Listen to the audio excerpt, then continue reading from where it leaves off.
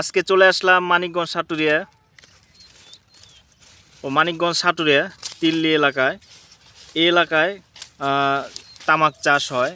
আর দেখেন এই যে আমার এই ভাইয়া সেই তামাক কিন্তু গাচ্ছে বাঁশের শলিতে।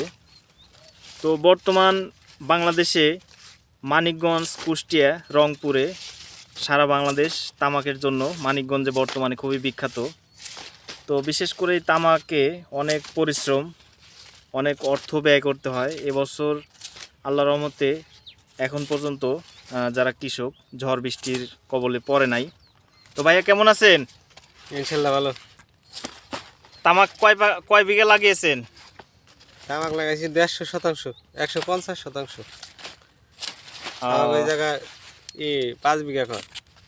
বুঝছি। তো আপনি এই তামাকগুলো একাই গাচ্ছেন? এখন শেষ সময় তামাক প্রায় শেষ, আর কিছু আছে, 1 বিঘা আছে। মহিলা লেবারের সংকট, এরা পাওয়া যায় না বেশি। আর যা পাওয়া গেছে আশেপাশে এরা নিচ্ছে, এদের নিজেই গাঁথতেছি। একজন সহযোগী লেবার আছে, পুরুষ লেবার, ছেড়ে দেও। এদিক তাকাও। তো যাই হোক, এই ভাইয়ের কথায় বুঝলাম বর্তমানে মহিলা লেবারের সংকট, এলাকা জুড়ে তামাক, যার কারণে মহিলা লেবারের অনেক সংকট।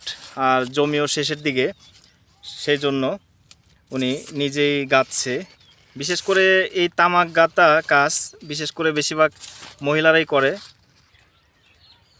তো বর্তমানে মানিকগঞ্জে দেখেন এই এলাকাটি জুড়ে শুধু চককে চক, মাঠকে মাঠ ছিল তামাক চাষ।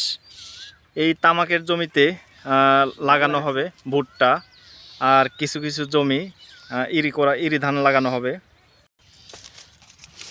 তো এখানে যে আমাদের আরেক ভাইয়া যে সুন্দর করে দেখেন শলিতে গাচ্ছে। আর বিশেষ করে যেটা বললাম, মানে এই কাজগুলো মহিলারাই বেশি করতো, মহিলারাই করে বেশি, যার কারণে মহিলা না পাওয়ার কারণে ওনাদের নিজেদেরই করতে হচ্ছে। অনেকেই হয়তো অজানা রয়েছেন যে এই পাতা দিয়ে আবার কি করে। আসলে বিশেষ করে এই পাতা সারা পৃথিবীতে যে ছেলেরা যে বিড়ি সিগারেট খায়, সেই বিড়ি সিগারেট এই পাতা থেকে কিন্তু বিভিন্ন কৌশলে বিড়ি সিগারেট বানানো হয়। সেই পাতা যার যে পাতার নাম তামাক পাতা। তো বিশেষ করে বাংলাদেশে, যেটা আগেও বলেছি, মানিকগঞ্জ, রংপুর, কুষ্টিয়াতে এই পাতাগুলো উৎপাদন হয়ে থাকে। তো আমি আজকে মানিকগঞ্জ এই তামাক পাতা কিভাবে শলিতে গাঁথা হয় কিছুটা দেখানোর চেষ্টা করলাম। সবাই ভালো থাকবেন, ধন্যবাদ।